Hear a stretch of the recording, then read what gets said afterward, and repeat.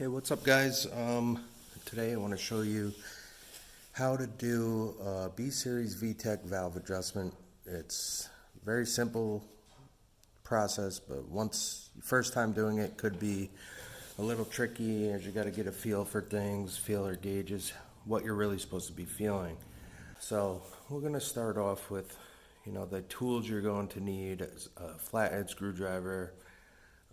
You're going to need a 10 millimeter deep socket, 3/8 ratchet, and that's literally it, your feeler gauges. So if you're going to do it on stock camshafts, you want to look up what the recommended valve lash is going to be. However, these are Skunk 2 cams by this right here. So our intake is going to be 7 thousandths at the valve tip. Ice cold. So we're cold, we're in the garage. So remember, 8 thousandths. I use a little angled one. You can get them at your local parts store. And this is a 7 thousandths, which is a little more bent because I was using it for something else.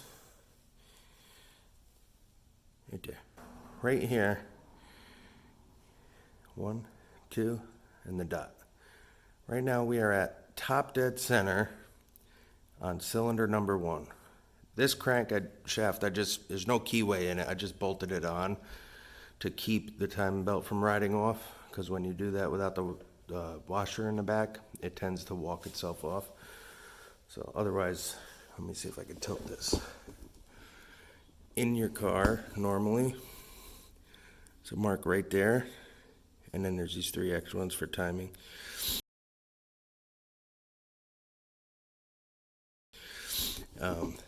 Let's see if I can get that. So down right there is your oil pump marking. That, if you're doing it in the garage, you can go by that. If you're doing it in the car, you're going to go by that.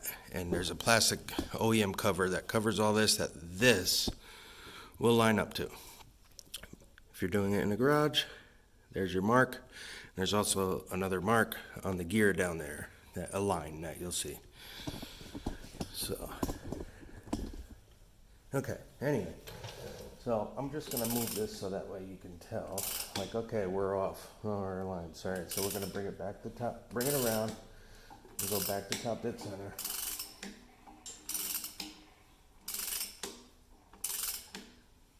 And we're coming up now. Ooh, that sounds good. Right there. Boom. Top dead center. Okay. Now, I'm going to loosen all these first. They're already loose. Oh, yeah, make sure your tools are nice and clean too. Let's see. Alright. This is what you're going to be adjusting. By valve tip clearance, they mean right underneath that. So we're going to do the exhaust side first. I'm going to double check my specs. The exhaust was 8 thousandths cold. I'm not going to do all of them. I'm going to just show you how, so you can hear it's loose. So what we're going to do, I'm going to zoom back out, is you're going to slide this 8 thousandths right underneath. I'm going to bend this one a little more. You don't need to use a big piece. You're just putting the tip. I like to get full pressure down to where it stops turning. So obviously it's free to slide right now. A little tight. So I like to do that and then back it off so I know it's seated. And then I'm going to zoom so you can see. Let's see. Hang on. Can you see?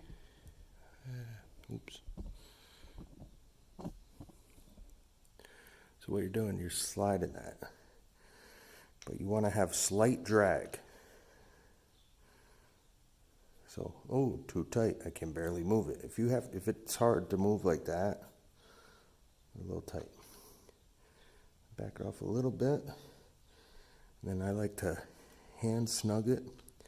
Some people take it out, and some people will take it out before they tighten it. I like to tighten it.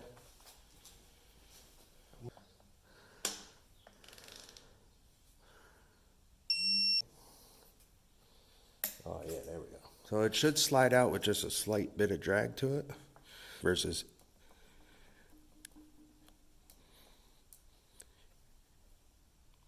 see this? Here we go. And this one is minimal. So go ahead and do the other one real quick. I don't want to make this too long a video because it doesn't need to be. The only thing you need to really know is the cycle on how and where to set. So you need to know where the cam's going to be next, because your firing order determines which place you're going to next. So 8 thousandths. So like I did before, it's a little tight. I'm going to back it off just a little more. Spin that down. And then we're going to torque. So that should be good. Damn it, a little tight. No biggie.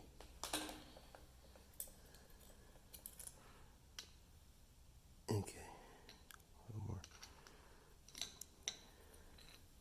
You don't want to be too loose though, and don't worry, just redo it if it. Nobody's perfect. It's not going to happen right the first time, every time. But you don't have to frickin' like.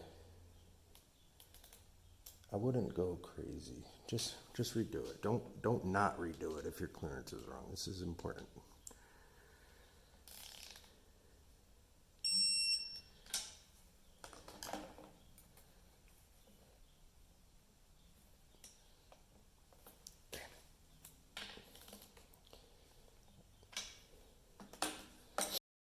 So let's try holding the flathead. See, this nut has like a little burr to it, so I'm actually going to do something else real quick. I'm happy I saw that. Let me get it where I want it. I'm going to get a 10. Oh, fuck!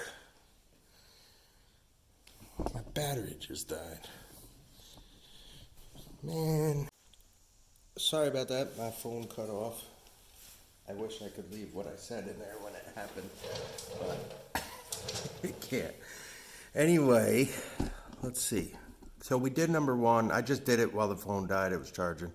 I'm going to show you something that keep an eye out so you know you're on the next cylinder correctly. Make sure you're spinning counterclockwise. Let me just show you something.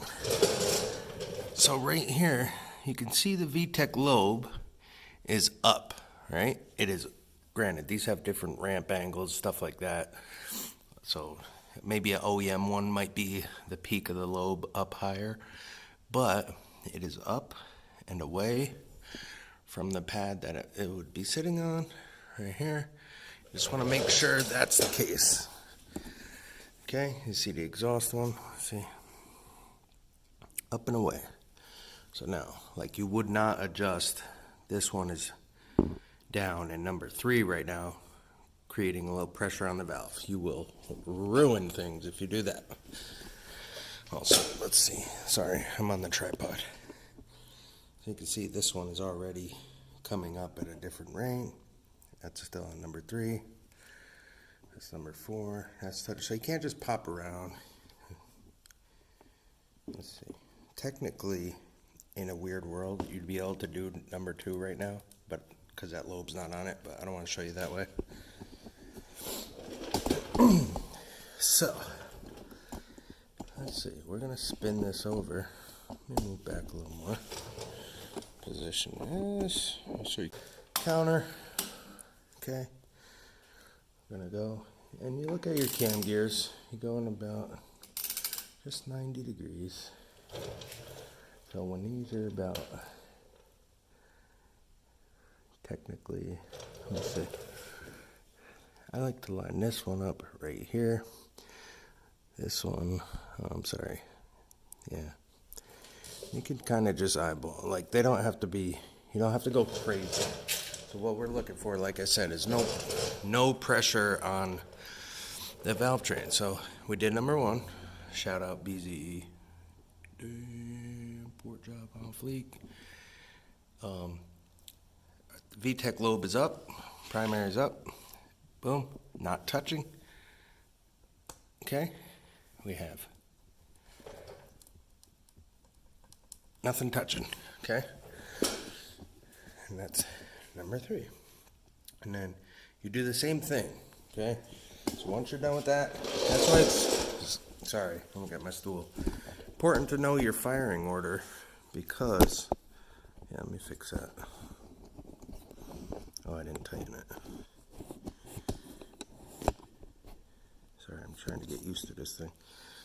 Let me focus a little more. Can you see the dot there? Zoom in. Okay, that's how you know that one. Generally, they're easier just to go by that. So, we're going to bring the next line over. And it's 1, 3, 4, 2. V-Series, VTEC. That's the oil pump sucking in air because there's no oil in it. So then these ones will line up. And you won't have to really guess. Okay? But your original, number 1, is now down here. Because you did 1, 3. Now you're going to, this would be a line, that'd be 4. But you go by these 2, 4. As you can tell, oh, I'm sorry, let me zoom back out. Oh no, that's good.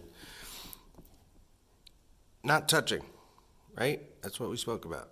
Not touching, no pressure on the valve train. That's 4, same thing. And then,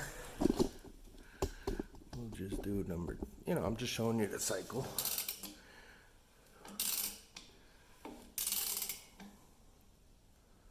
So again, let me watch my head real quick.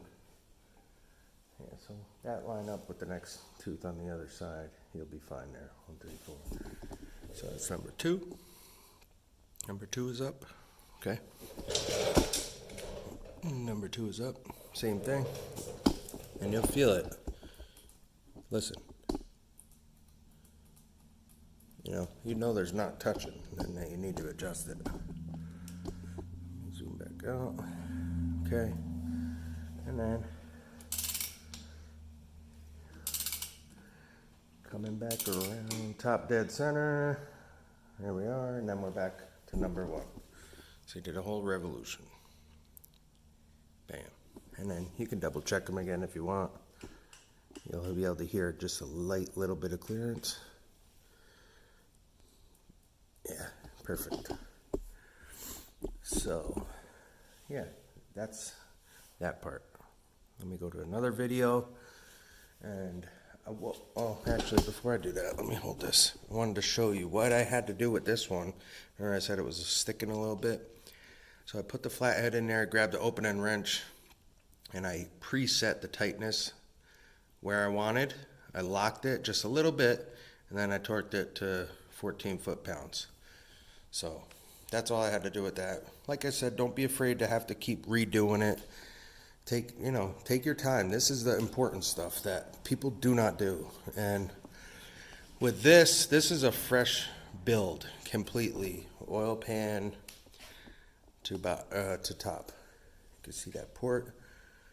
You can see those Ferrara valves. Beautiful job there. Very happy with that. Look at that. Zoom in there, buddy. Woo. That's that BZE. Shout out Wes. But yeah, anyway, so this is a new build, and when this gets some heat through it, you're gonna want to redo this again. People tend to set it once and forget it. This ain't Ronco. This ain't no set it and forget it. Turkey fryer, whatever the hell that thing is. You got to make sure to redo this. Once it gets a couple of heat cycles through it, or before you're going to dyno, you got 100 miles on it, whatever. Recheck it, redo it, because it will change. It definitely will change. So with that being said, yeah, I mean, that's pretty much it. I mean, I'll make sure the first video is good enough. Maybe I'll do another one real quick just to Yeah, let me stop this vid and I'll do another one. I'll show you one more time.